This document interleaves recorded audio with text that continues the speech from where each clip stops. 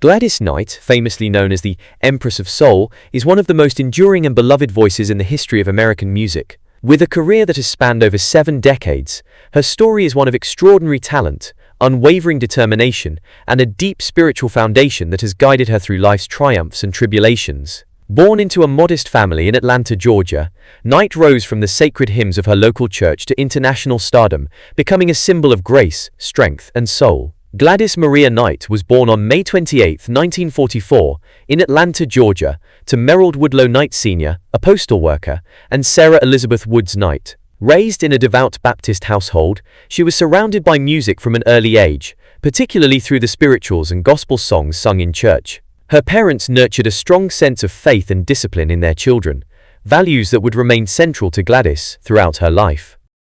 Her talent became apparent at an early age. At just 7 years old, Knight won the top prize on the nationally televised show Ted Mack's Original Amateur Hour in 1952. This win was a pivotal moment that marked the beginning of a journey that would reshape the landscape of American music. With her mother's encouragement and family support, Knight, along with her brother Merrill Bubba Knight, sister Brenda, and cousins Eleanor and William Guest, formed a singing group they called the Pips, named after another cousin, James Pip Woods. In the early years, the Pips performed at local talent shows, church events, and small venues, gradually developing their stage presence and harmony. The original members changed over time, and by the early 1960s, the classic lineup of Gladys, Bubba, William Guest, and Edward Patton had solidified. Their performances were tight, sophisticated, and polished, but the real power came from Gladys Knight's voice, soulful, commanding, and emotionally resonant. Their big break came when they signed with Motown Records in 1966. It was during this period that the group began producing a series of hit songs that would define their career. In 1967, they released I Heard It Through the Grapevine, a massive success that cemented their place among Motown's elite acts. Although Marvin Gaye's version would later eclipse theirs in popularity, Knight and the Pips' rendition remains a classic in its own right. Throughout the late 1960s and 1970s, the group continued to climb the charts.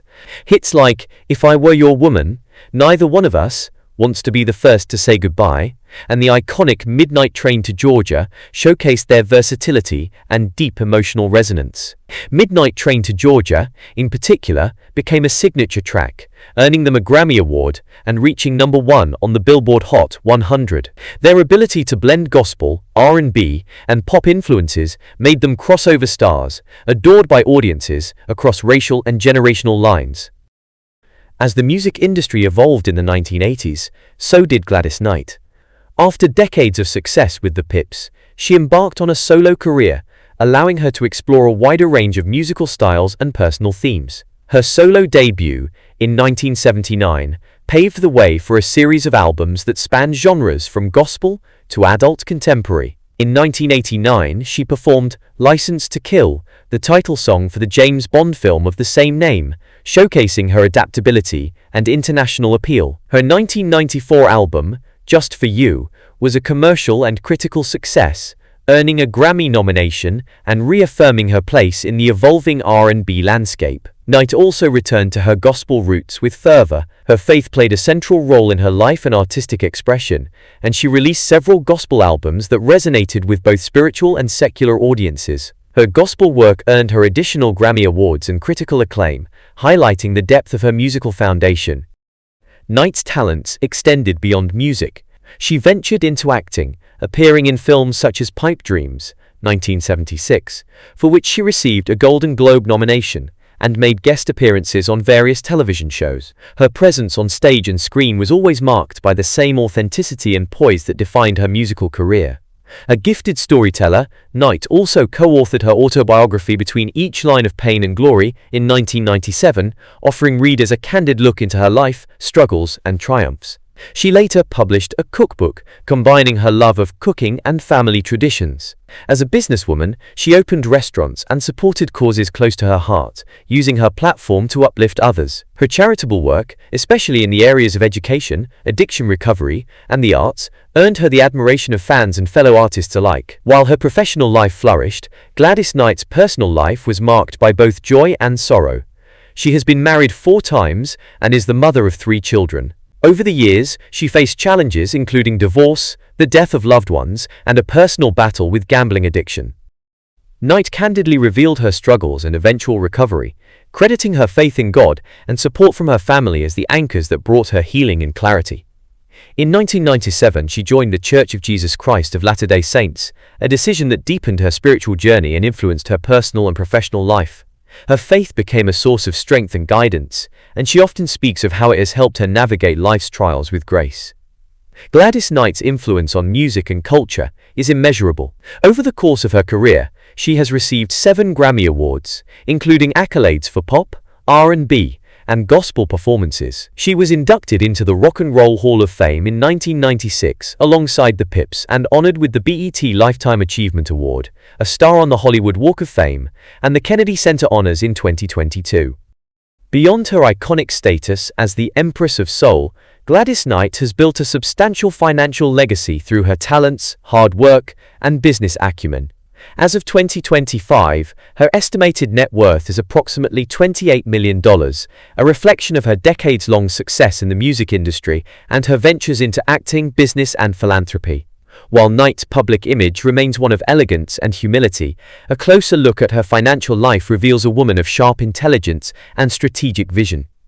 Gladys Knight's net worth is primarily rooted in her musical career, which spans more than 70 years. With her beginnings in the group Gladys Knight and the Pips, she became a defining voice of soul and R&B music. The group's string of platinum-selling records in the 1960s and 1970s, including timeless classics like Midnight Train to Georgia, Neither One of Us, and I Heard It Through the Grapevine, brought significant financial rewards, including royalties and international performance earnings. Even after the group disbanded, Knight's solo career flourished.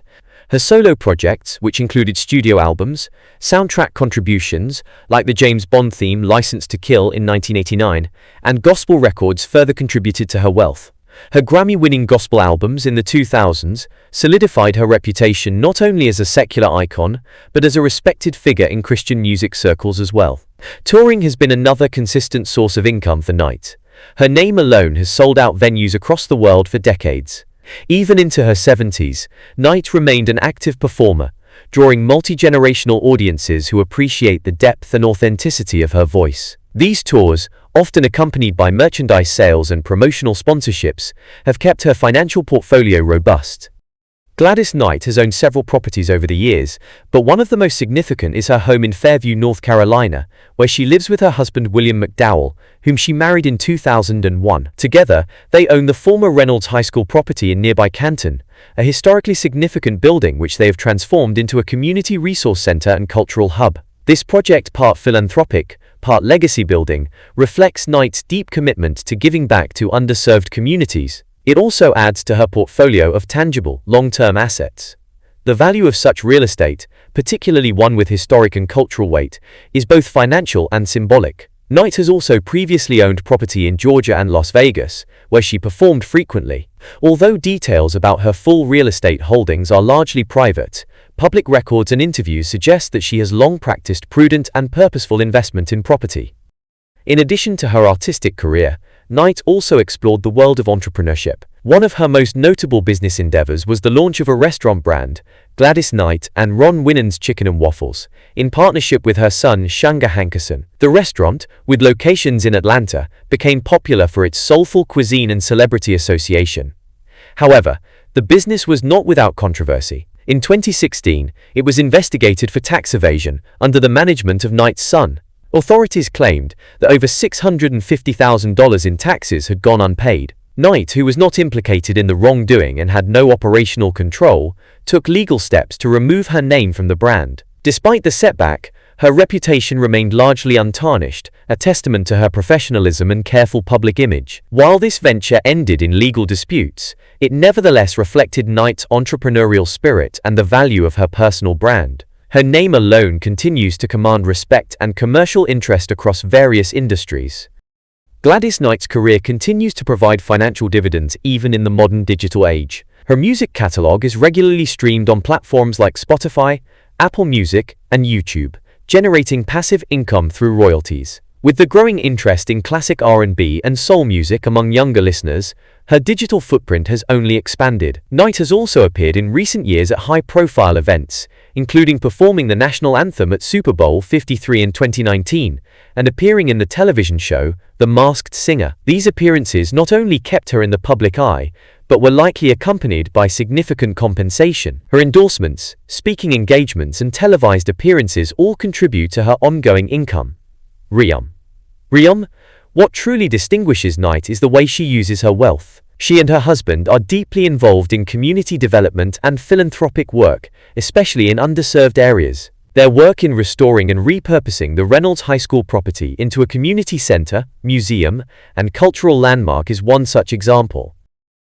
Knight has long supported education, youth empowerment, and addiction recovery programs causes close to her heart. Having personally struggled with and overcome a gambling addiction in the 1980s, Knight has been vocal about mental health and spiritual healing, often funding programs and initiatives in those areas. Rather than focusing solely on luxury or fame, Knight's financial priorities reflect generosity, spiritual purpose, and family legacy. She once stated that true success is about what you give, not what you keep, a belief that is evident in her charitable work and financial decisions. Gladys Knight's estimated $28 million net worth is more than just a number. It is the material reflection of decades of excellence, resilience, and grace. While her fortune comes from an extraordinary career in music and entertainment, it is how she has chosen to use that wealth investing in people, places, and purpose that truly defines her. As a businesswoman, artist, and philanthropist, Gladys Knight has built a financial legacy that mirrors her values: integrity, community, faith, and enduring impact. Whether through the melodies she sings or the causes she champions, she continues to enrich the world, proving that true wealth lies in the lives she touches and the legacy she leaves behind.